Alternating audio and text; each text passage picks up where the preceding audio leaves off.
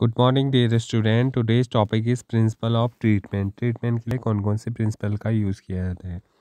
What are the step taken by your family when you fall sick. जब आप सिक होते हैं, बीमार होते हैं, तो आपकी फैमिली के द्वारा कौन कौन से स्टेप लिए जाते हैं।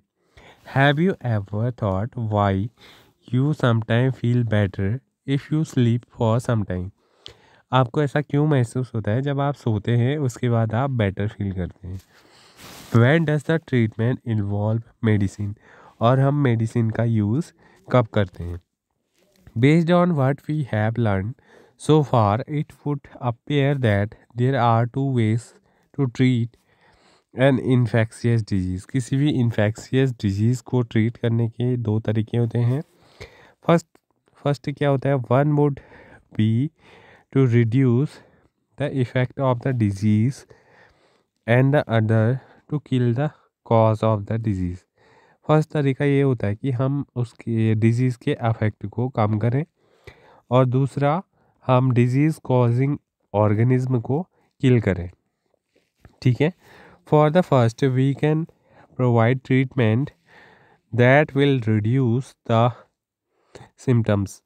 फर्स्ट के अंदर हम क्या करते हैं, ऐसा ट्रीटमेंट प्रोवाइड करते हैं जिसकी वजह से जो सिम्टम्स हैं वो क्या हो सके, वो कम हो सके। The symptom are usually because of inflammation. For example we can take medicines that bring down fever, reduce pain और लूज मोशंस। तो जब हमें सर दर्द होता है या फिर कोई पेन होता है या फिर हमें फीवर होता है तो उस टाइम पर हम क्या करते हैं, मेडिसिन्स का यूज़ करते हैं और डिजीज़ से बच पाते हैं। We can take bed rest so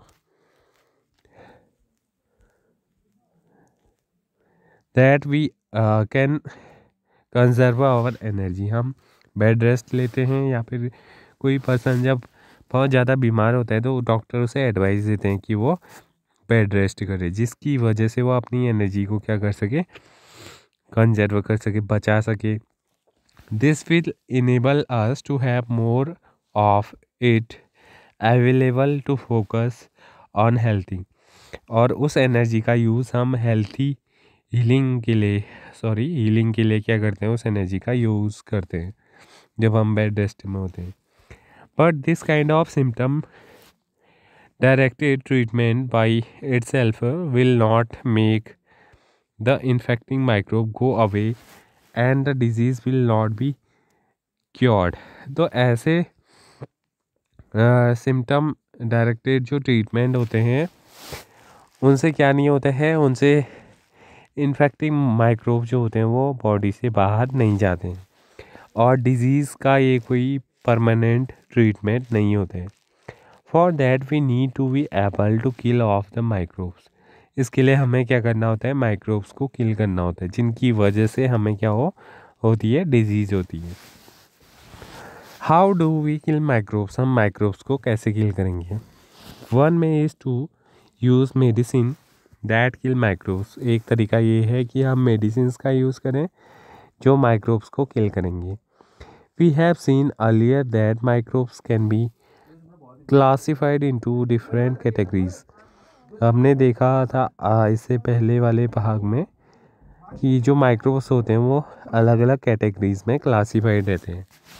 they are viruses, bacteria, fungi and protozoa. ये क्या होते हैं, ये सारे माइक्रोब्स होते हैं जो डिजीज़ कॉज करते हैं ह्यूमंस की बॉडी में या फिर एनिमल्स की बॉडी में। Each of these group of organism will have some essential biochemical life processes.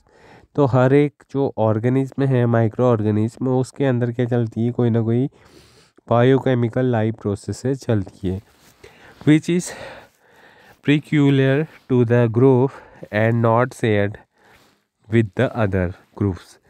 तो ये केवल उसी पर्टिकुलर ग्रुप में पाई जाती है, अन्य ग्रुप में ये नहीं पाई जाती। कुछ करेक्टरिस्टिक्स, कुछ बायोकेमिकल लाइफ प्रोसेसेस हर एक ऑर्गेनिज्म के अंदर क्या चलती हैं, अलग से चलती हैं।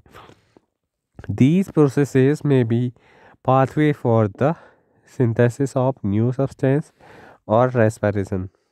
तो ये जो पाथवे चलती हैं इनकी वजह से कोई नया सब्सटेंस सिंथेसाइज होता है या फिर ये रेस्पिरेशन में हेल्प करती हैं। These pathway will not be used by us either, और ऐसी प्रोसेसेस का प्रयोग ह्यूमन बींग्स भी नहीं करते हैं। For example our cells may make new substances by a mechanism different from that used by bacteria। तो अगर हमारी बॉडी के अंदर कोई नया सब्सटेंस का फॉर्मेशन हो रहा है तो उसके फॉर्मेशन की जो मैकेनिज्म है वो बैक्टीरिया के अंदर जो नया प्रोडक्ट फॉर्म हो रहा है उससे डिफरेंट होती है। We have to find a drug that block the bacterial synthesize pathway without affecting our own. तो हम यहाँ पर ऐसे ड्रग्स का यूज़ करते हैं या ऐसी मेडिसिन का यूज़ करते हैं जो ब्लॉक करती हैं बैक्टीरियल सिंथेसाइज पाथवे को। यानी कि अगर बैक्टीरिया का जो प्रोडक्ट है वो फॉर्म नहीं होगा तो उसकी वजह से उसकी क्या हो जाएगी, उसकी लाइफ साइकिल, उसका जो बॉडी है वो प्रॉपरली वर्क नहीं करेगी। This is what is achieved by the antibiotics. और ये किसके द्वारा किया जाता है? ऐसा हम एंटीबायोटिक्स के यूज़ से क्या करते हैं, बैक्टीरिया वगैरह को ग्रो होने से रोकते हैं। That we are all familiar with, जिनको हम सब जानते हैं। Similarly there are drugs that kill protozoa such as malarial parasite. तो ऐसे पैरासाइट जो हमारी बॉडी के अंदर इंटरनल ऑर्गन्स में लिव करते हैं उनके लिए भी हम कुछ ड्रग्स का यूज़ करते हैं। One reason why making antiviral medicines is harder than making antibacterial medicine is that viruses have few biochemical processes of their own। क्योंकि वायरसेस ऐसे ऑर्गेनिज्म हैं या ऐसे माइक्रोब्स हैं जो केवल लिविंग सेल के अंदर ही अपनी एक्टिविटी शो करते हैं और उनमें केवल कुछ ही बायोकेमिकल प्रोसेसेस या मैकेनिज्म चलती हैं। तो उनके लिए जो एंटीवायरल मेडिसिन हैं उनको बनाना क्या होता है, काफ़ी ज़्यादा हार्डर वर्क होता है।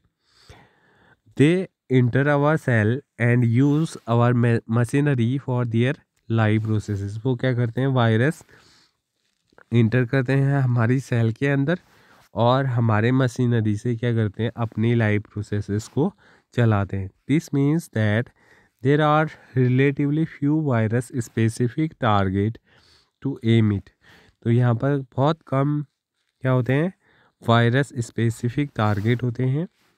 Despite this limitations there are now effective antiviral drugs। यहाँ अभी भी क्या है, एंटीवायरल ड्रग्स का फॉर्मेशन हो चुका है।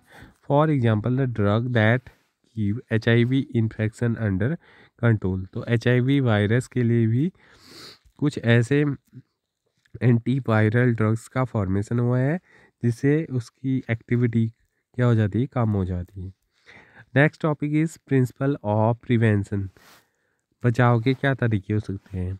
All of what we have talk about so far deals with how to get rid of an infection in someone who has the disease.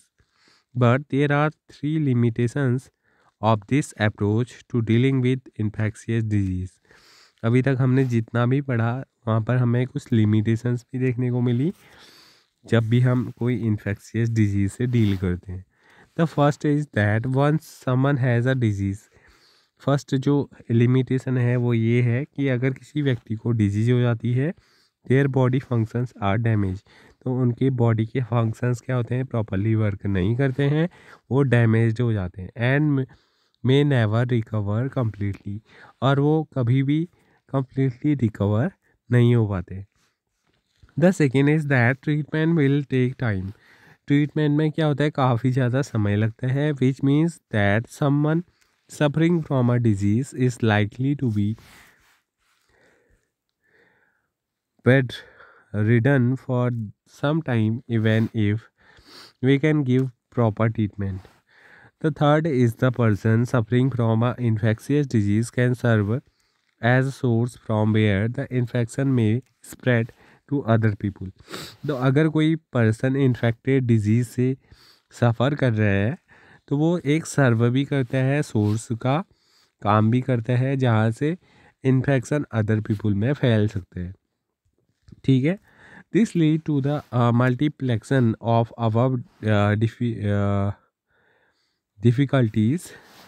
It is because of such reasons that prevention of the disease is better than their cure.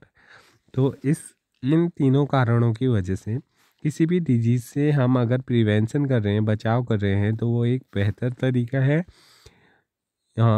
उसके cure करने से। How can we prevent disease, हम disease से कैसे बच सकें? There are two ways, in one general and one specific to each disease. एक general way है और एक हर डिजीज़ के लिए कोई ना कोई स्पेसिफिक क्या होता है, प्रिवेंशन मेथड होती है। जो general way of preventing infectious mostly relate to preventing exposure. How can be prevent exposure to infectious microbes? तो हम इन्फेक्शियस माइक्रोब्स के कांटेक्ट में ना आए, ये एक तरीका हो सकता है।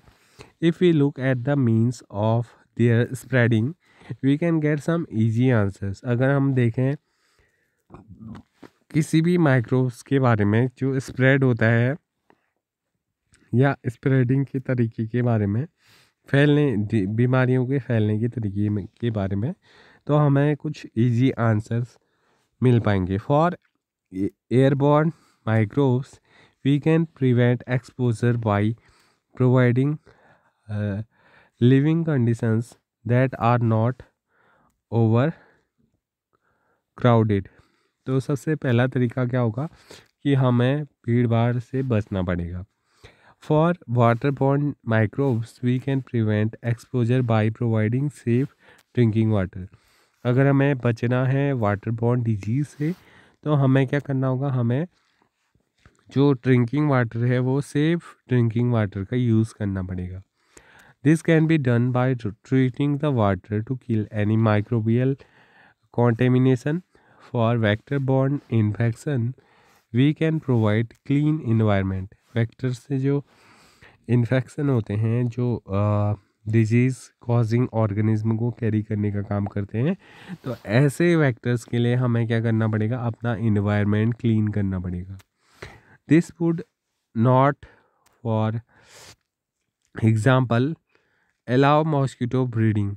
जैसे कि हम क्या करेंगे, मॉस्किटो की ब्रीडिंग को अलाउ नहीं करेंगे। In other words public hygiene is one basic key to prevention of infectious disease. तो जो पब्लिक हाइजीन है उसको मेंटेन करना क्या होगा, एक सबसे ज़्यादा इम्पोर्टेंट रीजन होगा और ये एक प्रिवेंशन का अच्छा तरीका भी होगा। तो आज का लेक्चर यहीं पर कंप्लीट होता है, इससे आगे हम नेक्स्ट वीडियो में देखेंगे। Thank you.